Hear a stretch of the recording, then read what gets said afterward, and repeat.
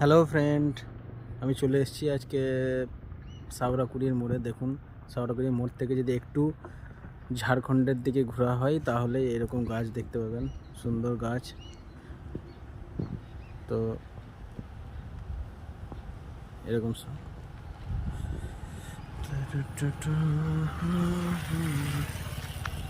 এই যে এই দিকটা দেখছেন, এই দিকটা হলো ঝাড়খণ্ড যাচ্ছে, আর এরকম করে ঘুরে গেলে এটা যাচ্ছে আপনার